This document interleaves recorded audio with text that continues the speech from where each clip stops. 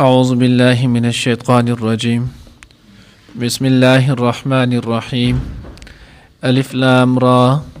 كتاب أحكمت آياته ثم فصلت من لدن حكيم خبير ألا تعبدوا إلا الله إنني لكم منه نذير وبشير وأن استغفروا ربكم ثم توبوا إليه يمتعكم متاعا حسنا إلى أجل مسمى ويؤتي كل ذي فضل فضله وإن تولوا فإني أخاف عليكم عذاب يوم كبير. नयानी दर्स के बाद इंशाअल्लाह अज़ीज़ सूरत हूद रुको नंबर 1 आयत नंबर 1, 2, 3 पारा नंबर 11 वेले की गई। देना वक्त जो आगा सूरत यूनुस जो आगा ख़त्म शोलो अल्लाह जल्ल जलालुहु फज़ल करम सरम कम कमे को ताइश अल्लाह रब्बुल इज़्ज़त दिरातागा मुआफ़ की वज़ दे ज़ेन आगा सूरत हूद शुरू की अल्लाह रब्बुल इज़्ज़त दी पाखपल रहम फज़ल करम दाफियत सरच आगा दा इख्तिताम तो रसई और दा कम मकसूद द पारा कम इस्लाह द पारा अल्लाह रब्बुल इज़्ज़त नाजिल करे नहीं अल्लाह रब्बुल इज़्ज़त दे आगा इस्लाह और आगा मंगता इबरत देने नसीब की। सूरत हूद दा प तरतीब कुरानी सरा द सूरत यूनुस न उरुस्त और द सूरत यूसुफ न मख के दे और दा सूरत हूद प तरतीब नुज़ूली सरा द सूरत इसरान चने उरुस्त नाजिल शवे दे दगा शांति दा सूरत प तरतीब कुरानी सरा 11 नंबर दे और प तरतीब नुज़ूली सरा 51 नंबर यो 50 नंबर दे। पदे सूरत की 123 आयातुन दी 11 पकी रुको दी 1082 पकी कलिमात दी 6567 65-67 पके हरूफ दी। द सूरत तस्मियतुल कुल बे इस्मिल जुज़ द कबील न दे देखी द हज़रत हूद अलैहिस्सलाम और दाग़ द कौम तज़किरा द नुज़क दे सूरत हूद चिने नाग़ वेले की रबत द माक़बल सरा न माक़बल सरे रबत और मुनासिबत से नाग़ वाज़ेह दे नमख की चिने नाग़ सूरत के ज़िक्र शुल व इज़ा मा उन्ज़िलत सूरतुन और बेद आगे सर चैन आगद कुरान पाक चैन ज़िक्र वशो क़द जाअकुमुल हक़्क़ु मिर रब्बिकुम और बेद आगे सर चैन अल्लाह रब्बुल इज़्ज़त वहदानियत चैन आगा ज़िक्र शलो नो दे सूरत की वस हम दादरे वाड़ा मज़मून चैन आगा ज़िक्र कीगी कि बदे कि द कुरान ज़िक्र दें दग शांति बदे कि नैन अल्लाह रब्बुल इज़्ज़त द वहदानियत चैन आगा ज़िक्र दें। अलिफ लाम रा अल्लाह ताला अलिम दे पमाना द दे हुरूफ बांधी मंगा मख के वेलू अलिफ लाम रा अलिफ लाम मीम और हामीम आइन सीन क़ाफ क़ाफ नून दिसे चुमरा हम दारा गले दी नो दे तो हुरूफ मुक़त्तआत वेले की और दा तकरीबन द 29 सूरतुन पशोरो किरा गली दी और ब्या मंग वेलू दा हुरूफ मुक़त्तआत दा द मुतशाबिहात नदी द दे इल्म सिर्फ यौ अल्लाह त नहीं बल चाहता निश्ती और बाज़ी हज़रात लिखली च दादा अल्लाह और द रसूल मकबूल सल्लल्लाहु अलैहि वसल्लम पमेंस के राज दे च दादा अल्लाह द अल्लाह द पैगम्बर पमेंस के राज दे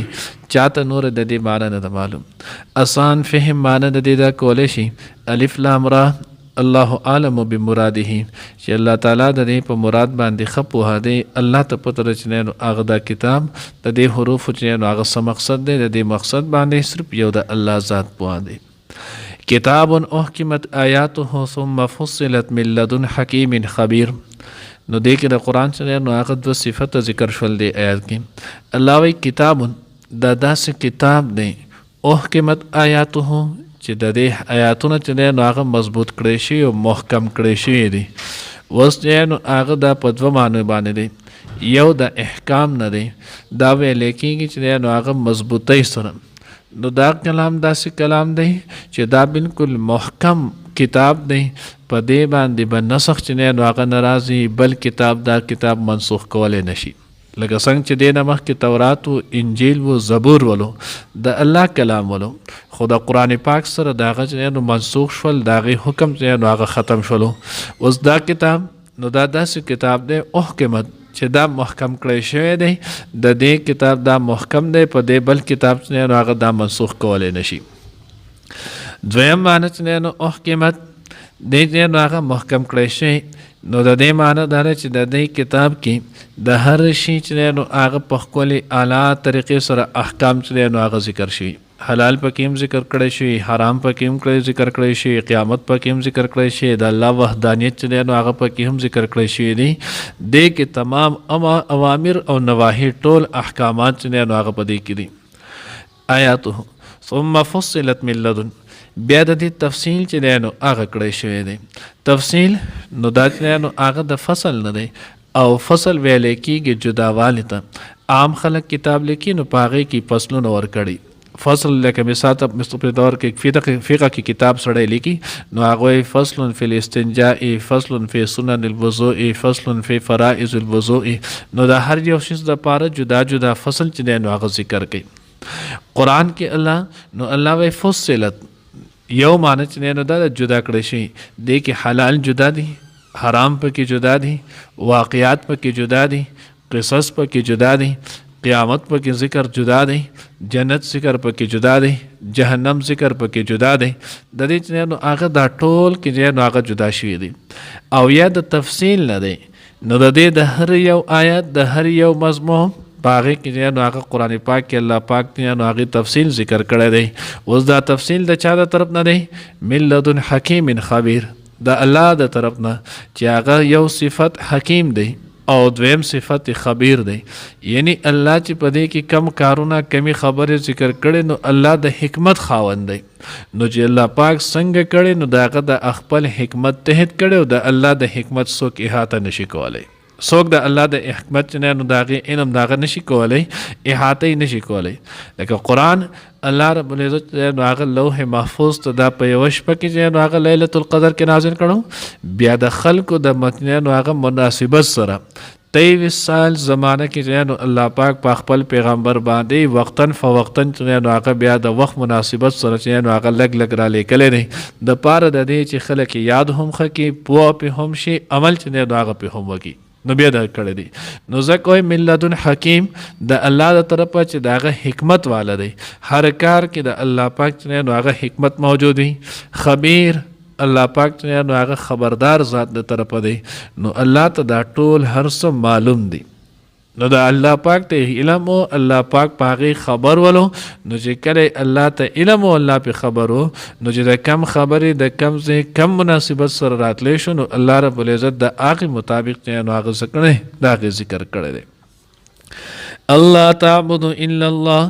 نو دې کې الله پاک نو دا وی تاسو عبادت مکوئ مگر د یو الله. نو مخکې مونږ ربط کې وی چې دې کې هم د الله رب العزت د وحدانیت ذکر دی،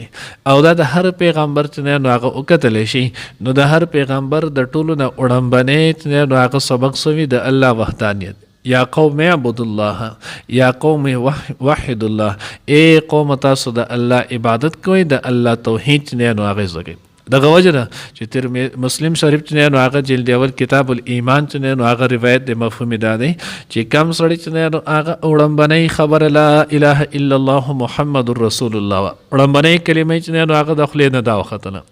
او د اخرنۍ کلمه هم چې نو هغه دا شول، او د دې نه وروسته له مرګ رالو. نو د دې انسان درمیان کې چې څومره ژوند تیر کړی د هغه د څه ضرر نشي رسولی. مقصد دا دی چې د شروع آغاز هم په الله په وحدانیت سره وکړو، او د اختتام هم د الله پاک په وحدانیت سره وشو. نو دا سړی د الله په نسبت باندې نو هغه جنتي او بخلی شوی دی. نو ځکه تاسو چې کله ماشوم خبرې سپړئ نو تاسو ورته نو کلمه وایئ، کلمې باندې نو هغه کوي. نو اوس د الله عفو وکړي، موږ چې ماشوم خبرې سپړئ جو څوک ورته ټاټا زوتی، څوک ورته بل څه زوتی، او څوک ورته نو هغه دغه کوي، او بیا پکې بعض وایي الله زما هغه خو دې ښکلې کنزل کوي خبرې، تو اس دته وکوئ دی څومره خوشحالېږي، تو ته وګوره که نه. نه د دې چې الله په وحدانیت سره کلمه طیبه ورته وښیي، ایمان ورته وښیي، دعا ورته وښیي چې په دغې باندې نو وشي. نو د هر پیغمبر بهرحال د هغه چې نو هغه وړاندې سبق صحیح د الله وحدانیت. الله تعبد الا الله،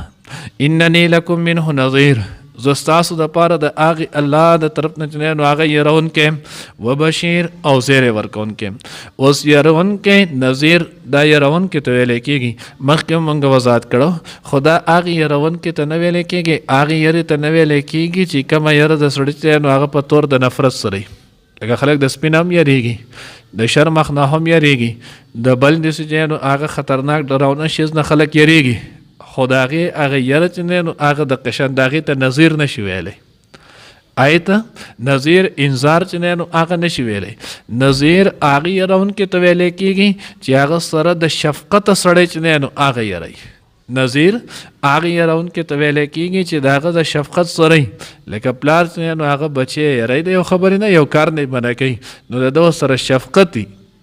دی نو هغه نفرت یره ولا نه ورکوي. نو الله پیغمبر نظیر دی، شفقت په امت باندې چې نو هغې شفقت دی چې تاسو د دغې شفقت ته چې نو هغه د جهنم نه ځان وساتئ.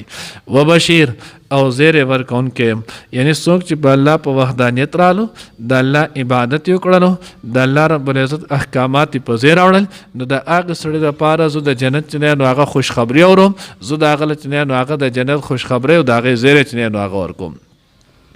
اوس اسنه ان استغفروا ربکم ثم توبوا الیه، تاسو الله ته نو هغه د الله نه بخنه غواړئ، ثم توبوا الیه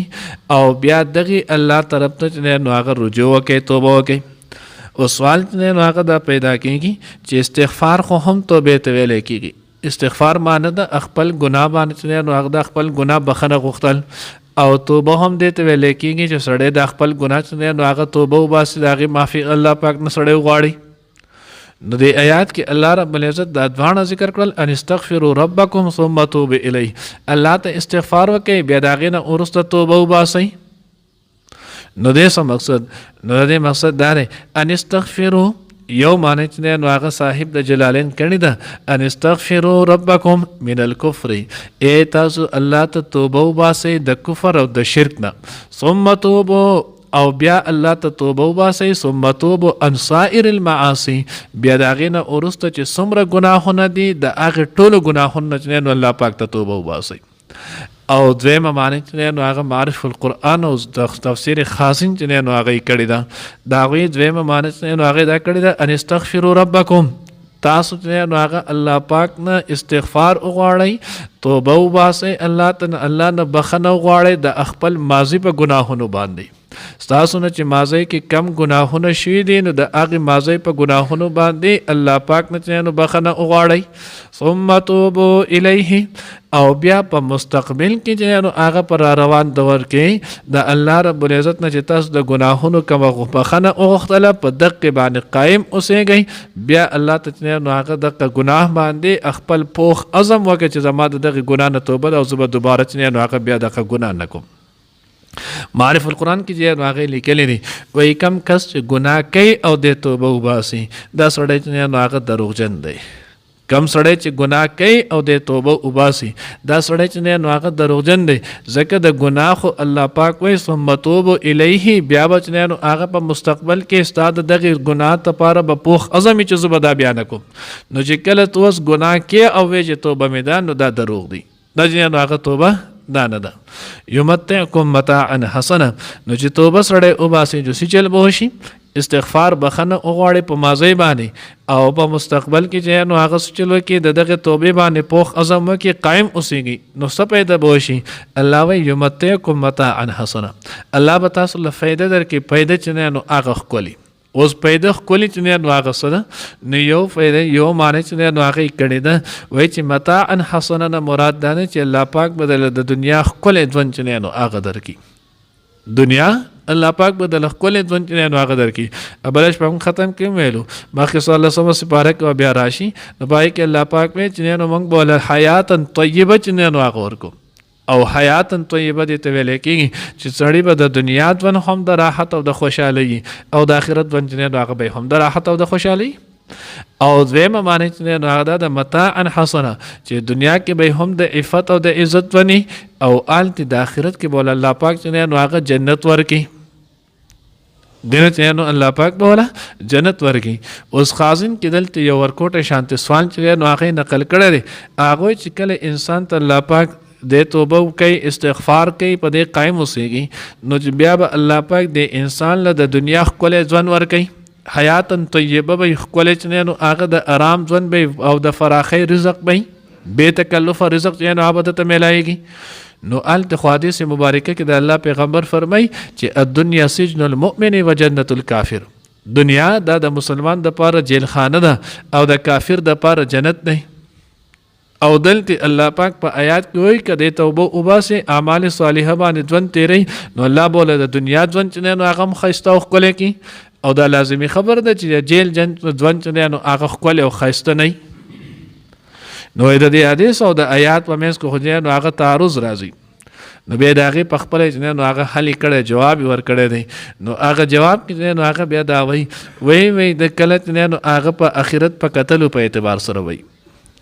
لکه اوس چې کله مسلمان الله رب العزت د جنت ته بوځي او بیا په جنت کې الله پاک د ده دپاره کم اعلی انتظامات کړي دي نو دی چې هغې انتظاماتو ته وګوري هغې فایدو ته هغې راحتونو ته هغې چین او سکون ته نو دته به د دنیا دا ژوند چې دی نو هغه داسې ښکاره شي لکه جیل نو په هغې اعتبار سره چې نو حدیث کې چې کم دنیا ته یې څه ویلې جیل خانه ویلې نو دی په دغه اعتبار سره ویلي او د کافر دپاره چې ورته جنت ویلی نو هغه په دې اعتبار سره دنیا کې که ډېر سخت او تکلیف نو انسان له مرګ دی راشي خو په آخرت کې نو هغه سخت او تکلیف به دومره وي چې په هغې کې به دی مرګ غواړي خو مرګ به نه راځي نو دی چې څنګه هلته هغې ته وګوري نو دته به د دنیا دغه ژوند چې دی نو هغه د جنت په شانتې ښکاره شي نو د فایده د استغفار دا شوله چې کله سړی توبه وباسي استغفار کوي الله به د انسان له چې دی ښکلی ژوند ورکوي لکه څنګه چې صورت نوح کې الله رب العزت د هغې تذکره کړله قلت استغفروا ربكم انه كان غفارا يرسل السماء عليكم مدرارا ويمددكم باموال وبنين الله تعالی هغه څلور فائدې ذکر کړي الله به ګناهونه معاف کړي بارانونه به باندې د موسم مطابق چې هغه وکړي اولاد نارینه اولاد بدل درکړي مال بدل درکړي او باغات چې هغه بدل درکړي نو ځکه الله وی یمتعکم متاعا حسنا الى اجل مسمى تر وخت مقرره پورې اوس دی کې چې نو هغه دا قید ولې ولګو نو وایي دا قید دی وجې نه ولګولو چې د دنیا ژوند نو هغه مقرر دی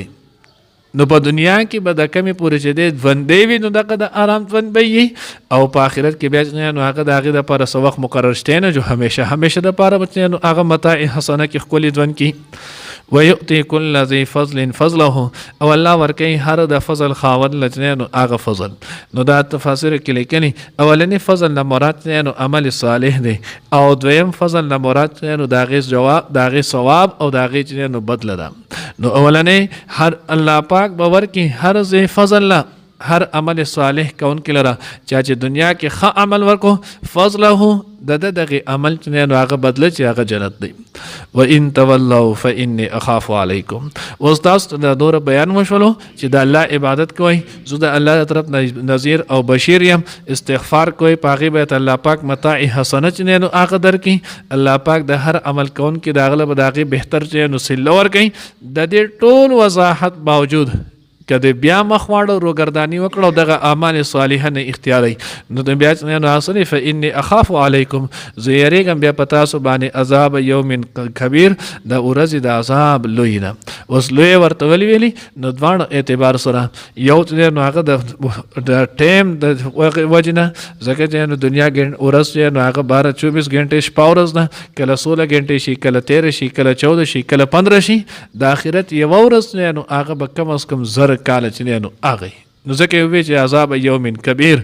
او دویم ورته دا ویني چې په دغه بل لویه ورځ په هغې کې به د اولین او د آخرینو ټولو چې نو هغه حساب او کتاب کېږي خلک به چې نو هغه په یره کې مبتلا وي نو ځکه الله پیغمبر وی انی اخاف علیکم عذاب یوم کبیر الله دې موږ ته صحیح پوهه نصیب کړي بسم الله الرحمن الرحیم شروع کوم په نوم د الله سره چې بے حد مهربان انتهایی رحم کونکی دی الف لام را الله تعالی علم دی په معنی د دې حروف باندې کتاب احکمت د داسې کتاب دی احکمت چې محکم کړی شوی دی آیاته آیاتونه لري ثم فصلت بیا نو تفصیل سره بیان کړی شوی من لدن حکیم خبیر د طرفه د الله چې هغه حکمت والا او خبردار دی الله تعبد الا الله چې عبادت مکوئ سوا د یو الله نه انني لکم بشک ز تاسو د پاره منه د اغه الله د طرف نه نذیر يرون کې و بشیر او زیر ورکون کې يم وان استغفروا ربکم او دا چې بخنه غواړي د خپل رب نه ثم توبوا بیا توبو کې الیه اغتا یمتعکم متاعا حسنا اغه بدر کړی تاسو ته چې نو اغه فیدا خولي الى اجل مسمى تر وقت مقرر پوره ويؤتي اور بکړي کل ذی فضل هر خاوند بزرګی ته هر خاوند عمل صالح ته فضله داغه بزرګی داغه جزاء وان تولوا او کچری تاسو مخواړوي فاني اخاف بشک ز يريګم علیکم پتا سبحانه عذاب یوم کبیر د عذاب د ورځې لوی